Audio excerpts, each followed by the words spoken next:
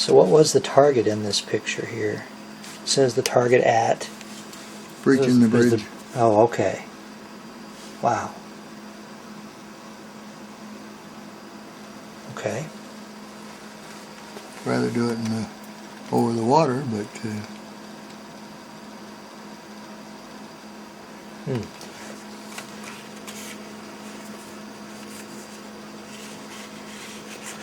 So this is your photo scrapbook that you brought back then from your time in the service, is that correct? Mm-hmm. Okay. There's Boss that we don't have a picture of, but I'm sure his daughter will have something. I'll write her or try to call her tomorrow. And I know Matt's. He was our engineer. Here's Gardner I was telling you about, the oldest man. Quite a ladies man. Okay. Okay, well, you wanna? Sure. Go ahead and start from the beginning if you'd like, or wherever you feel comfortable. Okay, I didn't know whether you were on or started yet. This booklet grew out of the fact that several of us had gotten pretty good cameras.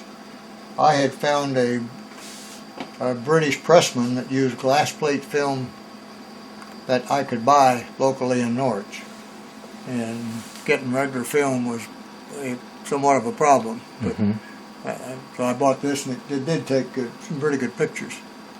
And several of us that had an interest in photography decided to form a camera club, and we got Colonel Isabel to let us use an old Quonset hut that was closed up, but wasn't used for much but some storage, and we used part of it and funded or gathered together our own funds and equipment and bought us or built us a larger and some development tanks and so forth. And so I started developing my own pictures and some of the crew members, and of course some of them said, "Hey, I want a copy of that. You know, I want one. I want what Matt's took there. I want one of these." And so it kind of gave me the idea of doing this. And so I went to town trying to find some albums and couldn't find anything that was suitable. And I don't know how I got started, but anyway, I went down to scrap the maintenance and got some scrap aluminum, and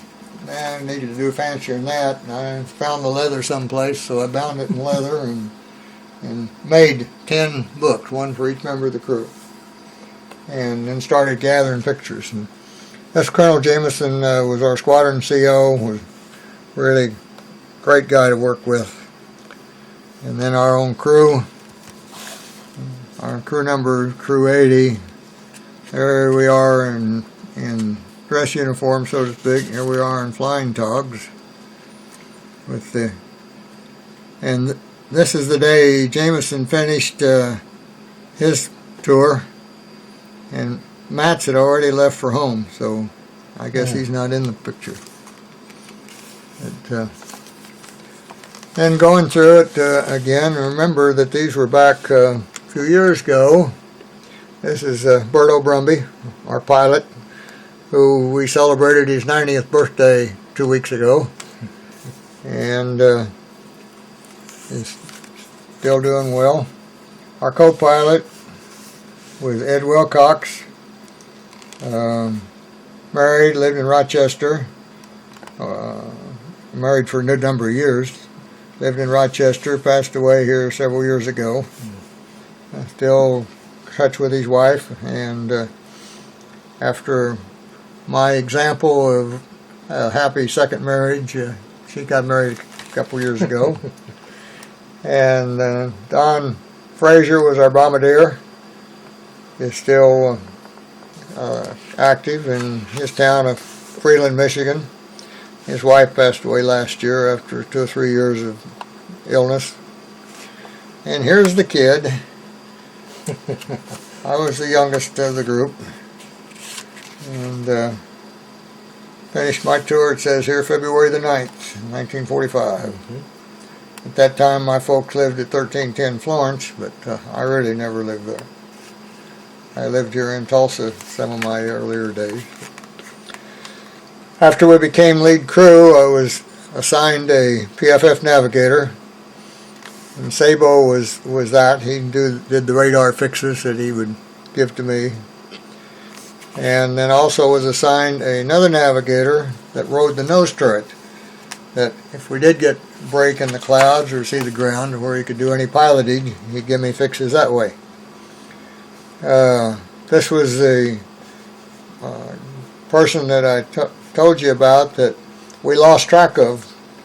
We couldn't find him. The only address we had was his grandmother who had raised him, and when we tried to make contact there, we'd get returns, and we tried to run her down, and no one else, just never could find him. That was only last year that a friend I made acquaintance whose father was in the 458th and who went down on 4th or 5th mission and was in Staglagluf for most of the war. She has just written a book and just come back this few weeks ago from a number of them that gathered over there that had family in. But she came up with the fact that of Harold's phone number and address in Oregon here about a year ago, and I talked to him about 45 minutes, and it was quite interesting. He had stayed in the Air Force and then retired as a lieutenant colonel. Doyle Matt's individual picture I don't have. As I said, I'll be in the process of trying to secure it for the sake of this before you send it on, that we can add a page with his picture on it. And Larimer is our radio operator. Wanted nothing more to do with the military when he got out, not come to any of our reunions. There's not too much communication, but was a very good member of the crew, member of the team while we were there. Gardner was our ball turret gunner. As I mentioned earlier, Wells was the oldest man on flying status. I have an article here somewhere. It was in the Air Force paper pointing out the fact that he was the oldest person on flying status in the Army Air Corps. During all of World War II?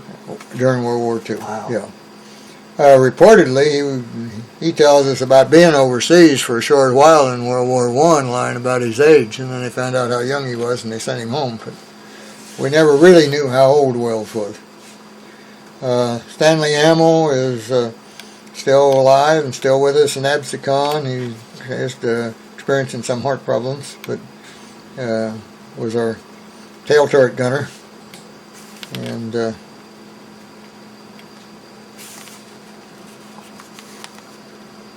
George was one of our top turret gunners, but really was very quiet. I think they say when he was just among the enlisted fellas, he was, pretty well part of the crowd and what have you. But he got around any of us, the officers. He was very polite, very formal. Not a whole lot to say about it. And lived kind of back in the boonies, reportedly, in Georgia, and nobody really ever found anything about him after the war. And Robert Voss was a school teacher in California. We saw him at one of the reunions, and again, I need to get a picture to complete that page. This is a list of my 30 missions, and I showed you I have a chart where they're all plotted. For different places that we went, where we went, when. 2 or 3 of them have stories that have time to think about them, but we'll go into that if you want when.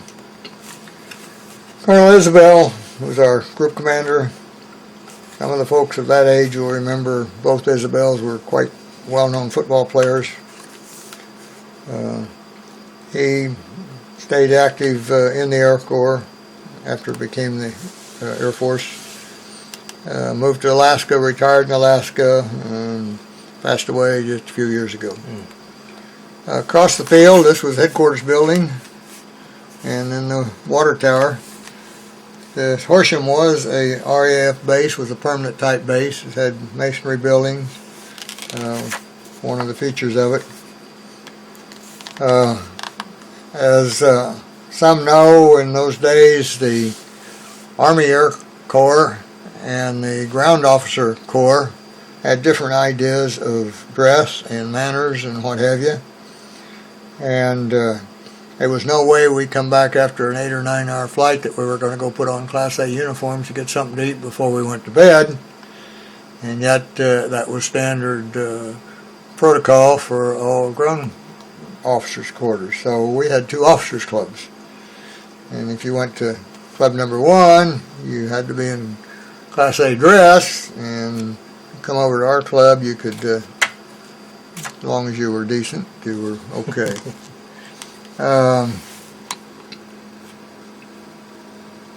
Well, it's the NCO club, and the finance, and the enlisted men's mess. We're all in this combination of brick building.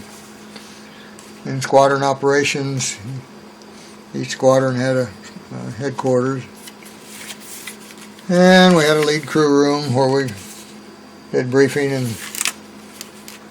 then the briefing huts. This was where the enlisted men lived. They had rooms in that. Our crew was in the rear corner upstairs, in the near corner upstairs. They had that room. These hangars were still there when I was over a year ago, and the control tower is still there. Again, just some, they had some snow. Some of our gang, various shots they've taken, or I developed for them. Our crew chief, along with Matt's our engineer. I'm going to have to do a little more paste in here. All these years. Oh yeah, everybody had a bicycle. Well, most everybody had a bicycle. It beat walking. And a couple of our planes in flight formation. So you took those pictures from your flying, plane? Wow. And let's see what else. I think that's about it. Oh, this was other radar navigators that were assigned to us at different times for short periods of time. All right. That's it on that. All right. Great. Thank you very much.